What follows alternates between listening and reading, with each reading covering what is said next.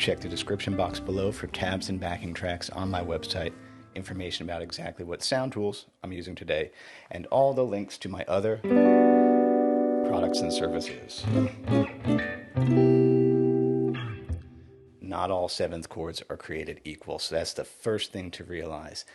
Just in our major key, we have G major 7. We also have this dude, F sharp minor 7 flat 5. We got A minor 7. We got D7. So there's four. There's actually four kinds of 7th chords just inside our regular major scale. So to really understand the specialness or the uniqueness about that, we have to go and look at the magic that is intervals. Intervals are everything. You know, at its core, again, I've said this before, music is all about you got a fundamental tonic frequency, a fundamental pitch, and then other frequencies interacting with that. And that's kind of the gist of intervals. So here we go again. Let's just review a couple of things. You know, this, I think you can see that there, right? Yep, that's in frame. There's our trusty G major scale. I like to put stuff in G because I feel like it's a more comfortable key for guitar. You know, that's a great chord. So there's our G major scale. If that's, you know, a little bit risky for you, definitely drill that. You definitely need to know that. Now, let's go one step further. Let's look at, yep, I think that's in the focal depth there.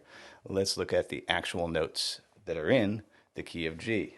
G, A, B, C, D, E, F sharp, G again. Okay, yep, that's the actual notes.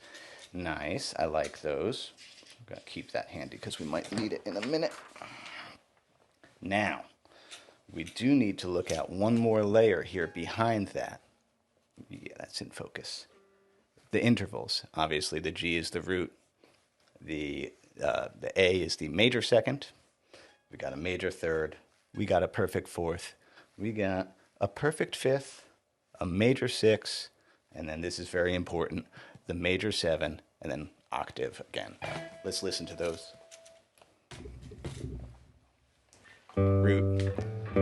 That to that is a major second. This to this is a major third. Perfect fourth. Perfect fifth. Major 6. And this is so important. Let's really soak that in. Let's look at that and hear that and feel that. Let's use 3 senses to really experience this dissonance that is a major 7. That note, more than any other note in the key, wishes that F sharp really wishes it was a G. So, hopefully by now we know that to make a G triad, it's going to be a root, the third, and the fifth are G, B, D. All we have to do to build the 7th is, yes, add the 7 to that. G, B, D, who's the 7? Oh, there's our F sharp. Now here is how you play that. That is our jazz school agreed upon way to do things. Here, let me pull up a chart for that.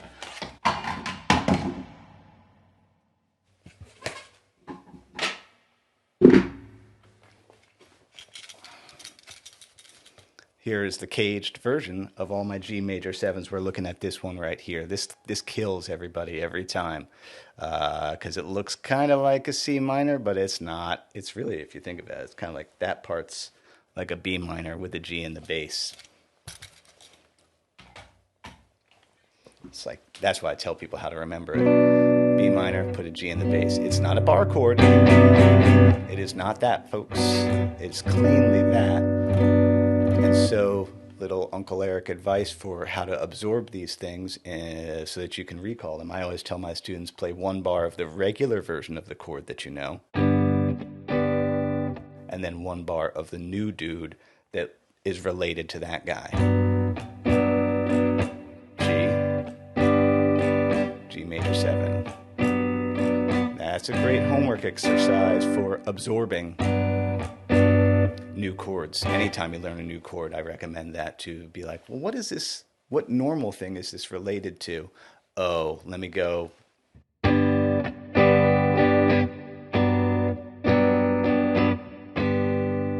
Okay, so that means that the 1 chord in the key of G is a G major 7. And like I said, yeah, that's different than what we were taught as being 7th chords. All of us, or many of us, I'm making assumptions here, of course, we're taught that, hey, you got 7th chords.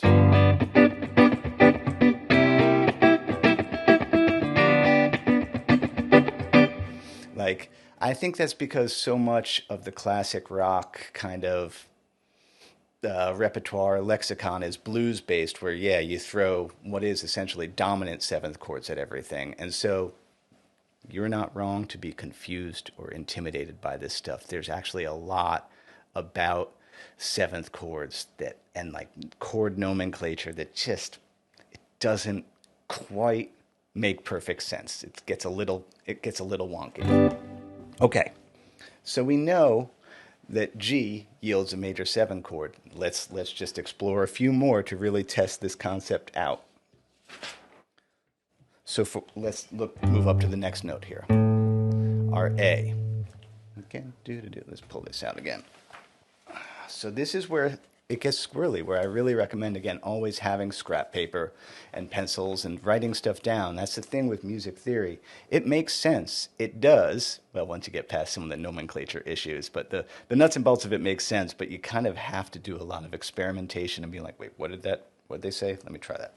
Anyway, if we're going to build a chord now off of the A, that means I need to go A, who's a third higher than that? Oh, it's the C, who's a third higher than that. It's the E. There's our A minor triad. Right? Again, notice my hand technique, by the way, for all jazz and, well, in general, clean technique. You got to have good, clean technique. Notice I'm not blues style wrapped around it. I am more straight up and down. There's air underneath there, so I can get that clean. Here's where it gets squirrely, though. Where's the 7 for that chord? Well. Boy. I'll tell you what I do. I always just stack a third higher. So if it was A, C, E, well, it can't be F sharp, because that's just, if E was the 5, that means that's the 6. Again, to that fundamental resonating frequency now, because that's the chord that we're on. That's the tonic of whatever we're dealing with for this period of time. It's this guy. It's the G. A to G is going to be some kind of 7th. Does that look the same as that? No, it doesn't. That means that's a flat 7. Again, let's compare. You can see the fretboard? Yeah. There is G to F sharp. Here's A to G. That's a flat 7.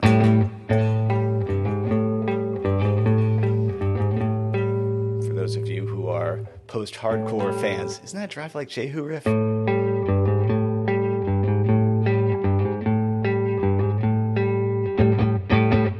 So that means the 2 chord yields an A minor 7, which gets played like, hold on, let me put this chart away.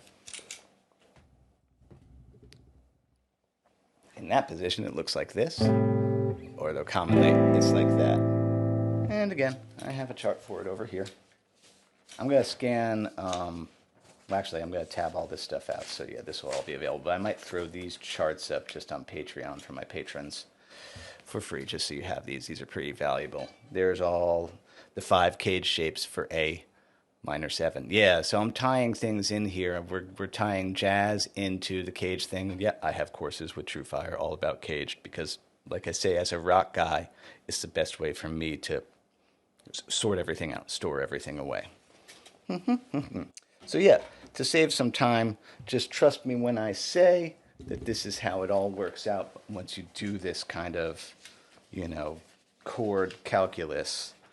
Just to review, there's the key of G chords. I did a video, there was a music theory review a couple of weeks ago.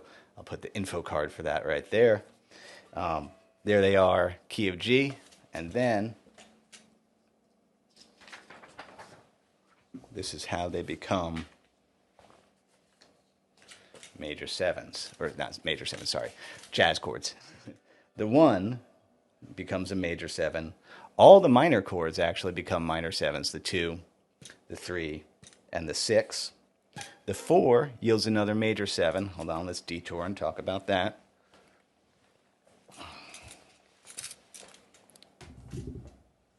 Because, let's see, C, E, G. And so again, we have to think about all those notes in the key of G. And that's why I've also stressed in the past the importance of this scale. Your standard, E-shaped, because again, there's the chord shape. Major scale, you got to have this dead to rights. Backwards, forwards, this has to be really programmed in because you need it for this to be like, okay, C, E, G. If I need the 7th for this, where is it? Let's see. A is not it. That's the 6th. Nice chord, by the way. There's the 7th. Oh, look at that. There's that major 7th sound again. You can see it, you can feel it, you can hear it. Pain, sadness. That's why major 7ths are cool. They're actually major chords that are really hiding quite a bit of dissonance inside them. But once you hide it in there, and let's see, where's my chart for all the C major 7s?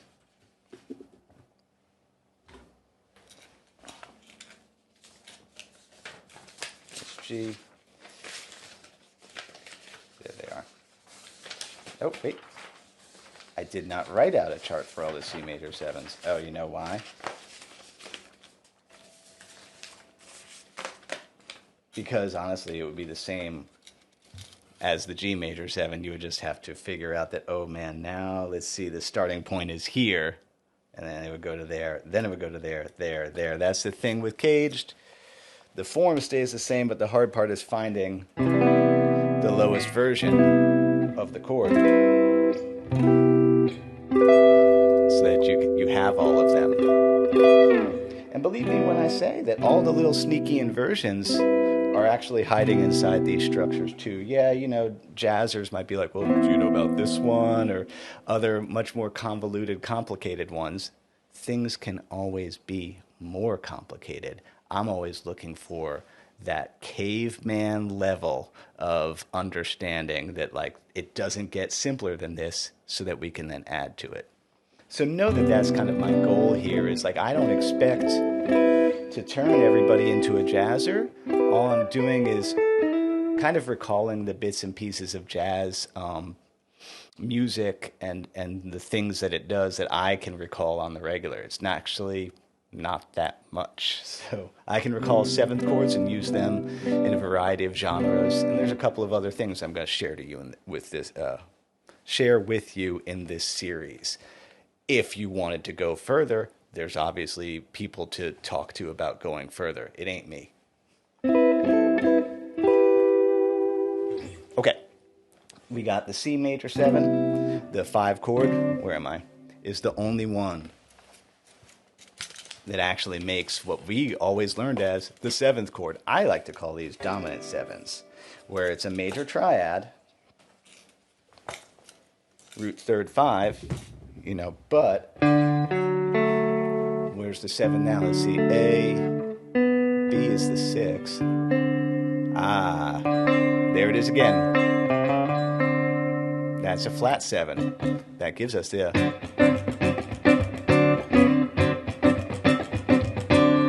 we were always taught was the 7th chord is actually a dominant 7. E gives us the E minor, and of course, this one, let me just double check my tuning again here. I thought I heard something funny on the B string, did I? Nope, was it the G? G's a little sharp. You know that trick that if a string's a little sharp, just pull on it a little bit, it'll reset itself. So, let's talk just for a minute about the F sharp. As a triad, it gives us a diminished triad, F sharp, A, C. But the thing is, if you added the one more note, let's see, F sharp, A, C, that's not the right one because that's the 6th away. Oh, you end up adding that E natural, and again, look at that. Darn tuning of guitar. What looked like a major 7 before is now a flat 7. That's what a major 7 looks like on this string pairing. So yeah, it's a flat 7. Oh, that's why it's a diminished triad, but then when you need to turn it into a 7th chord, it becomes a minor 7, flat 5. Chart for that. Where did I put that one? Is that it? Nope, that's the minor 7s. Oh, there it is. This one's cool. Yeah, there's all your possible essential structures of F sharp minor 7 flat 5. Such a long chord name. I know people get intimidated by that one. I said it before. Philip Seymour Hoffman, minor 7 flat 5. It's just my way of demonstrating that, sometimes things have long names. That's cool. Let's just take a quick look at these because they're so neat. There's one of them. I like this one. That's related to that F sharp minor. Here's an F sharp minor over here. There's the F sharp minor 7 flat 5. Here's an F sharp minor triad here. Here's the minor 7 flat 5. Here's an F sharp minor here. Here's a minor 7 flat 5. So, there they are. What is your assignment? Here's what my homework assignment would be for y'all. We had... Where'd it go?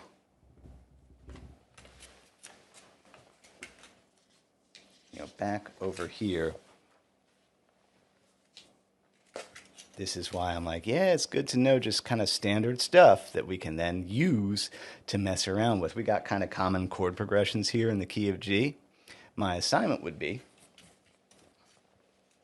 to go through those and sparingly see what happens when you add 7s to them. You can put a 7 on everything, but it will kind of make it too jazzy. So watch what happens. I'm going to take the Dead Flowers chord progression, which is a 1, a 5, a 4, back to 1. I'm going to tweak it a little bit. I'm going to let it hang on 4 at the end. I'm going to turn that last 4 into a major 7. So it would be G, D, C,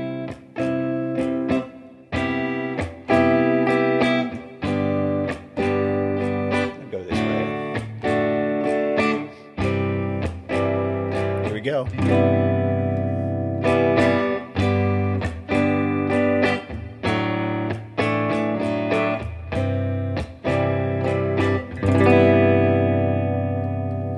That would be my honest advice, again, as a rocker who's only bringing in just a little bit of this color to what I'm doing. You're free to do more. Like I said, things can always get more complicated, but that would be my advice. So right now we're only staying in major because how much of your time have I taken? I've already taken up 20 minutes of your time, and that's some good actionable work. Of course, if you are cool with this, the optional extra layer is to go into E minor and then play around with your, and you have to reanalyze the chords as they relate to, that fundamental frequency.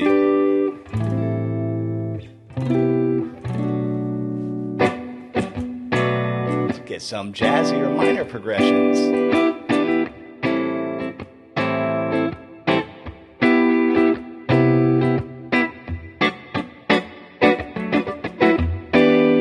That's Careless Whisper, by the way. E minor 7, A minor 7, C major 7, B minor 7, although Careless Whisper is in D minor. But that's extra work. And so again, this stuff is confusing. You're not wrong to be confused or intimidated by it. So that's why my advice, you always got to be patient, curious, diligent, and you have to write stuff down, and you have to, once you've figured out one thing, you got to try a couple of different versions of it. Like, this is all key of G. I would recommend, being like, okay, key of C, key of any of your standard keys. Be like, can I do a 1-5-4 and throw in a couple of jazzy change, sevens to that? Can I do a 1-6-2-5 in B flat and maybe make two of those chords into the proper 7th chord? That's the main thing I'm trying to get across, that there was this.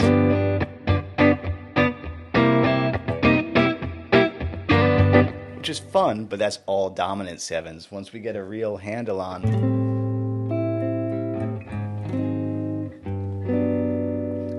those other chord colors, yeah, we don't have, like I said, I'll take you to the doorway. You can choose to go further into the world of jazz. I can't tell you much more. Or you could stay in this place where, like, you can just take these little elements of it and apply it to what you're writing or what you're working on, which I think is, a lot of people do that. A lot of people work that way, where we're like, I like the colors, I like some of these things. That's enough for me.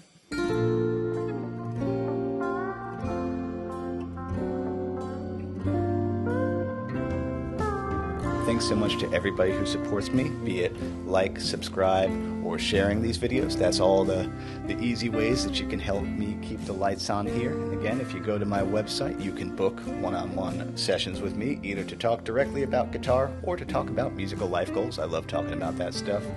You can check out my courses that I make in partnership with the folks at Truefire. Like I said, the caged one is kind of like it's the best seller, and I get it because it's that caveman groundwork that I hang everything else on. So if you haven't taken that one, that seems to be what the internet likes. So that would be my recommendation. And if you want access to exclusive live streams or other free stuff, there's Patreon also. As Bill and Ted would say, be excellent to each other. That includes yourself. Happy Friday. Eat pizza.